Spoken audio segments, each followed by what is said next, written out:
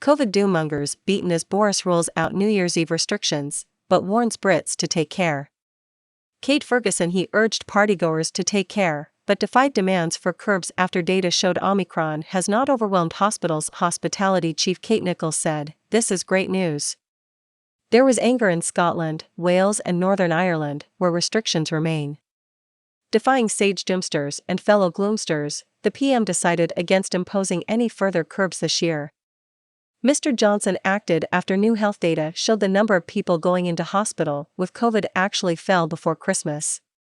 Last night, he tweeted, "We will continue to monitor the data carefully, but there will be no new restrictions introduced in England before the new year. However, I would urge everyone to continue to act cautiously given the rising number of Omicron cases. Most importantly, I urge everyone to get their first, second or booster jab without delay to protect yourselves and your loved ones."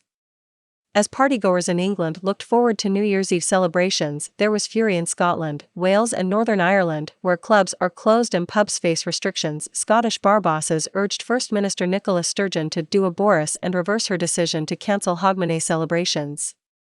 If she doesn't, a Scots invasion of revellers will cross the border to ring in 2022 in Newcastle and Manchester, they predicted. Meanwhile, Welsh partygoers are expected to descend on Bristol if Wales Labour leader Mark Drakeford refuses to make a U-turn on strict curbs. "I feel Boris has done the right thing. People do feel that they should just get on with their lives. We have plenty of regulars who are partial to a bit of fizz, and I have no doubt they will be popping champagne corks at this news."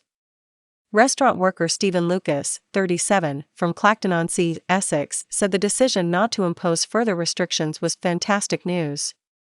He added, "We are hugely relieved because New Year's Eve gives us that last chance to earn generous tips before January, which is traditionally a very tough month for hospitality. We've spent the best part of 2 years with lockdowns and constant uncertainty, as we all have, so I think everyone needs this." Daryl Young, a barman at Newcastle's city centre Tyne Bar, welcomed the prospect of Scots coming to party. He said, "It's good for business, but on the other hand we will still be taking safety into account." Kate Nicholls, head of UK hospitality, said, "Pubs, bars and restaurants will be putting the champagne on ice. This is great news. This will give a real lifeline for many who have struggled with the loss of trade in the run-up to Christmas, and the loss of New Year on top of that would have been devastating for many." Tory MP Jonathan Gully said, "This is great news. After the misery of the past 2 years, we need to let our hair down and have a party, and Boris has made sure we can. It will put a smile on the country's face."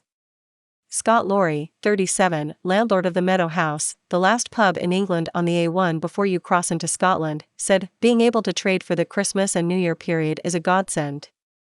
Mr. Laurie, who took over the pub recently, said Scots have previously come in their droves due to stricter lockdown conditions over the border. He added, "We expect coaches from Scotland." Greg Mulholland, from the Campaign for Pubs, said, "After a miserable December, this is great news and a huge relief. Publicans and pub staff will be raising a glass tonight and can get on with what they do best, welcoming punters. This is a lifeline for many pubs."